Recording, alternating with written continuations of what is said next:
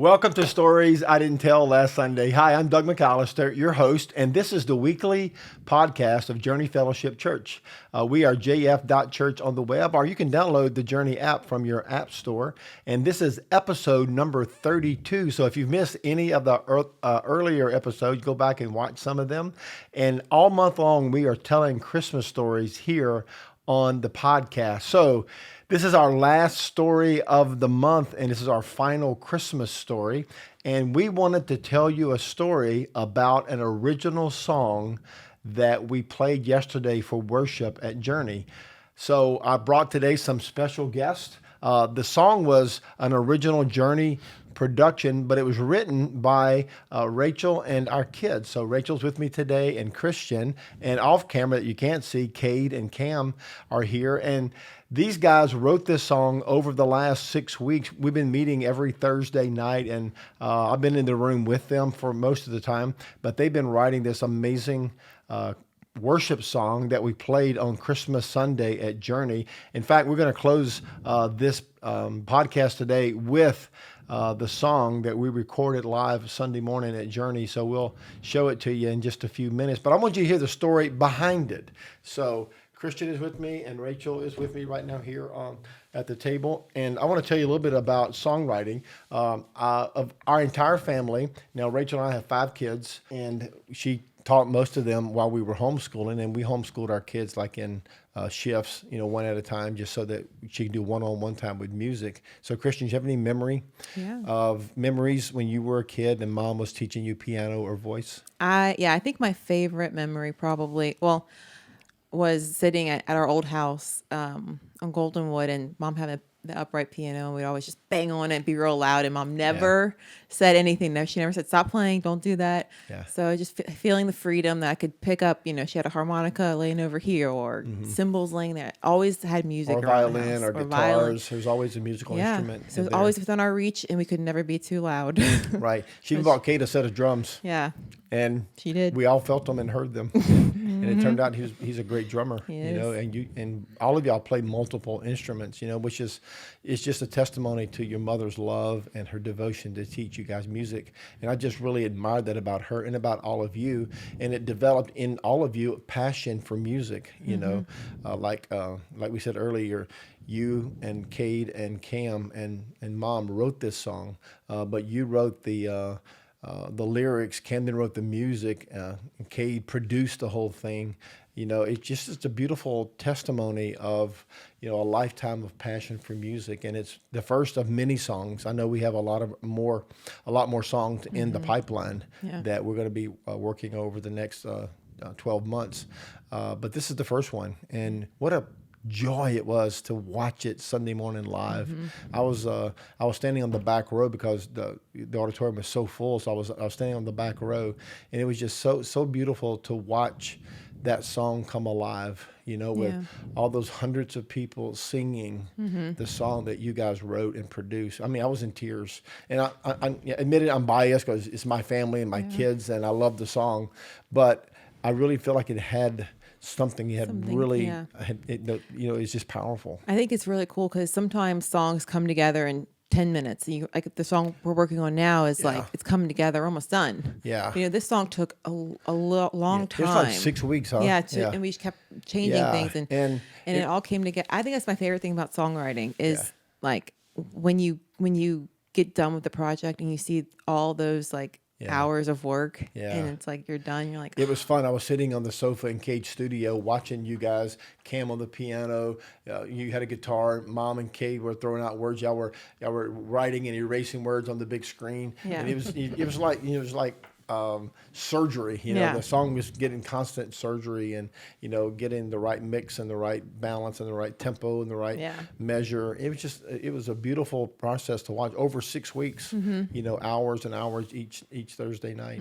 It was just such a beautiful process, and then to watch it all come to pass on Sunday, man, it was an emotional thing. Really, but I think back to 25 years ago when mom was sitting at the piano with all of y'all one at a time, teaching you the notes on a piano, or teaching you the parts of a song, or showing you the scale of music, or it's just all those little things that that seems to be not going to ever work out. And then one day it all just comes Yeah. together. And it's all just everybody kind of picked up their own instrument and flowed with it. Yeah. I will say like a lot of credit too goes to Cade, because Cade produced so much behind the scenes. I know. So Didn't like got the whole team ready with a track and the click and the parts. Like that's a lot of work that the hours and hours that Kay devoted to the technical side of it, to putting it all together. Because the creative part's fun, and you can be creative, but like that technical work and like laying down tracks and that's very impressive. To make it all come together, and it was it was a beautiful sight. Some people told me after church on Sunday, they were just so moved by the lyrics, and it is. And there's a couple of lines in there that just leaves a lump in your throat, man. I love the line that you guys put together, and when the shepherds came, they could clearly see. Man, every time y'all sang that, it was like all I could do was, just to hold it together, thinking about that day, that first Christmas morning when those shepherds saw Jesus for the first time. What did they think that first moment? And we don't know what they thought, but that line could have very well been what they were thinking. Yeah. He was playing just like me. Yeah, they heard what? They heard that there was a king born. Yeah. They're probably expecting something much different than a baby in a manger. Exactly. They who knew, because the prophecies have been going on for thousands of years, that the Messiah was coming. Yeah. And little did they suspect that, it was going to be a helpless baby, the son of a carpenter and of a virgin, God's son would make an entrance like that, and it was just, it's such a beautiful story Christmas is, and this song really captures it, so I really love it. I love what was happening, and that songwriting is really flowering in you, because when we were meeting at the bowling alley, there's a story that you told us earlier. I remember I was following Mom around what she was doing. How old were you? I was probably like 6. Oh, so you was were very young, 6 or 7. We had just moved in to the bowling alley, and there was an upright piano. And I remember I was following Mom around, and I remember we kept walking past the piano, and we're sitting there thinking like, I remember thinking, I know I can write a song. I know what to sing. I just don't know how to play the piano. If Mom will just sit there and play the piano, I bet I can write a song. I remember thinking that so young. So you were 6 thinking about songwriting. Yeah, I've never told anybody that before. That's the first time I've ever heard that story. Heard that story, Chris. That's pretty awesome. A few years ago, maybe like 4 or 6, I forget now. You and I were in Orlando at the AG General Council. And we were staying in the hotel right next to the event center. There were probably 30 or 40,000 people there. Remember, it was just a huge crowd. And then we were walking through the lobby of the hotel, at one of the hotels, and we ran into John Eric. He's on Twitter at John Eric Thinks. He works for Disney, and he's a believer, but he's so creative. So we walked by him, and do you remember what happened? You grabbed my arm and you said, "Dad, there goes John Eric." And I said, "Where?" So we had been following him for a long time, like on just Twitter. All of his, not stalking him, right? Yeah, sure. We were following him on Twitter and just using some of his ideas. We did. We even used it in staff meeting a lot. We would use his quotes and his principles. So we all knew who he was, but he walked right by us, Of course, we're only a few miles from Disney, so he's probably, visiting from work. So then he walked right by us, and you said, "Dad, there's John Eric." And I said, "Let's go stop him." And you said, "Should we?" I said, "Why not?" Yeah. So I said, "Hey, John Eric," and he stopped. And to our surprise, he engaged us. He came and talked to us for like 20 minutes. He stood there in the middle of all these thousands of people. I'm sure everybody wanted his attention because he's a celebrity in Orlando, but he stood there and talked to us about church and about Jesus and about creativity and about Disney and about all the things that we love, about life and ministry. And then he asked you this question. Remember this? He said, "You should be writing songs." Remember he said that to you? Yep. And he said, "Are you doing that?" And what did you answer him? And I've been writing songs my whole life, as long as I can remember. Right. If I couldn't play the piano, or it was in my head, or I remember always writing songs, but I've never, until Cade has come on staff, we've never had that ability to produce music, right? To produce our own music. We've done stuff in the past before, but like recently I was like, man, I really want to write these songs, because John Eric's like, you got to write songs. We've had so many people tell us like Choco and other people, and I was like, I've never had the all the clicking parts, and Right. I don't know, it just these past couple months it just kind of all started clicking. Yeah, Like, you needed so many different yeah. people and skills to make it a reality. And that's really how anything worth doing, you have to bring together lots of other people to make it Yeah. make it live. So he basically, John Eric gave you a prophecy. He said, you should be writing songs, Yeah. Christian.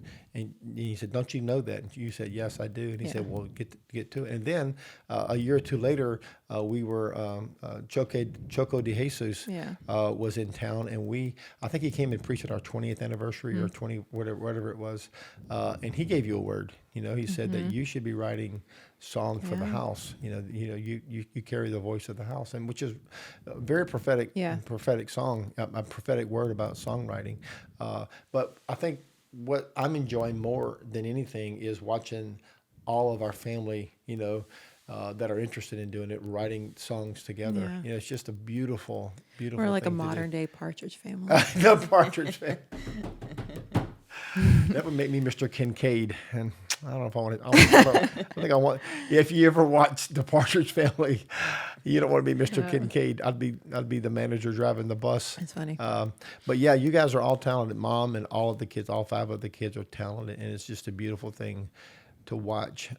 So, want to tell us about some of the other songs coming? We're not giving too much Yeah, away. I'm really excited about this next song in January. Yeah. Based off of the Caedmon's hymn. Yeah. I'm really excited about that one because Yeah. it's we've already gotten most of the song written. We just I got know it. some other It's little gorgeous, producing. and I don't want to spoil it because it's so good already. But I'm telling that story in January, the first Sunday in January.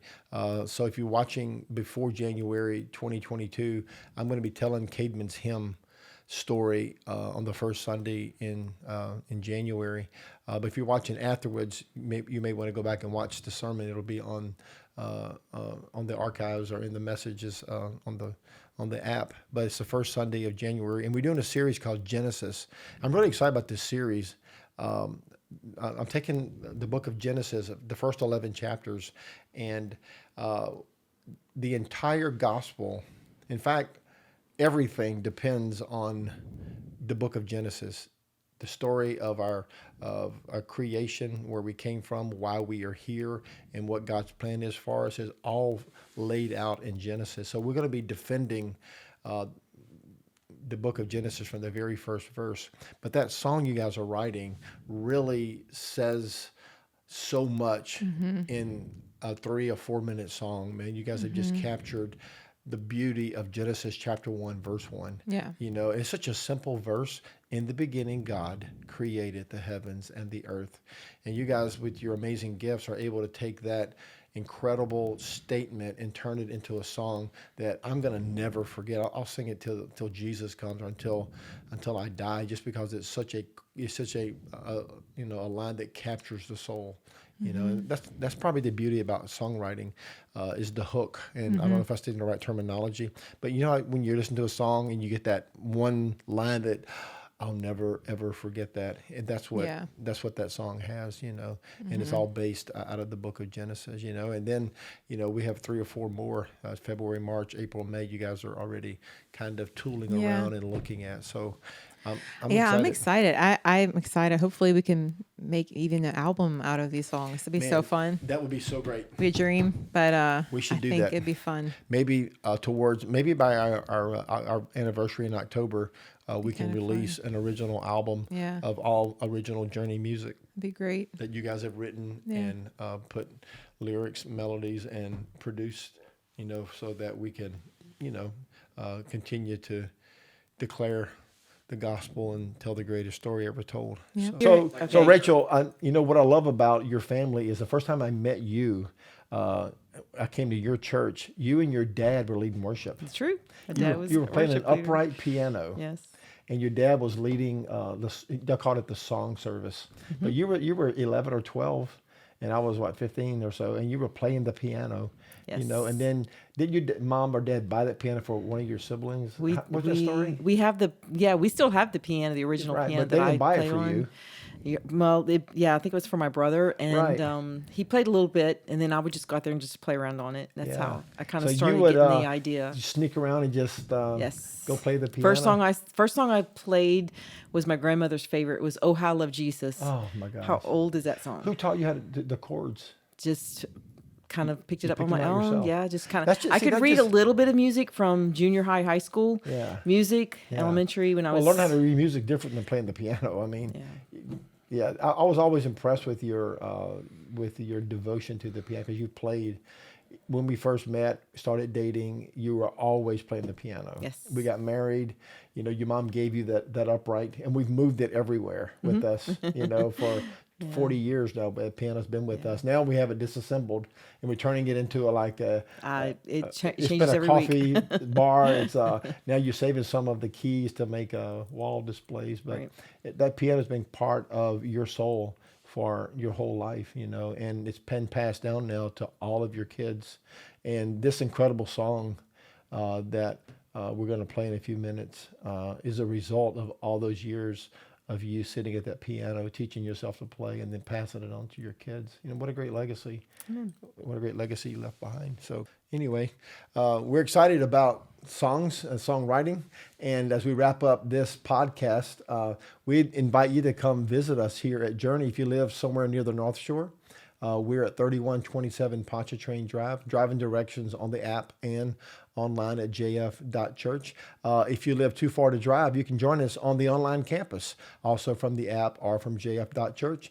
Or you can always watch some of the archived messages, catch up with us. We'd love to know where you are. Email us. All of our information is right there. You can let us know how we can pray for you. Fill out one of those online connect cards. So every week we produce a brand new podcast. It's called Stories I Didn't Tell Last Sunday. This is episode number 32. And today we're talking about songwriting, and honored to have Christian and Rachel and Kate and Cam here with me who wrote this song. So we're going to play that song for you. It's called Just Like Me. And we recorded it live last Sunday, Christmas Sunday at Journey. So we hope you enjoy it, and Merry Christmas from all of us.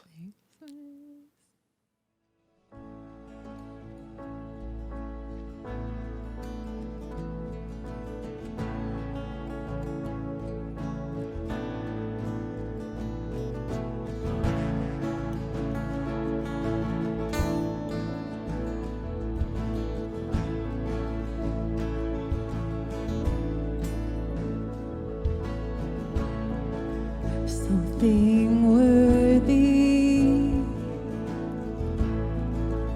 fit for a king you deserve, the highest crown.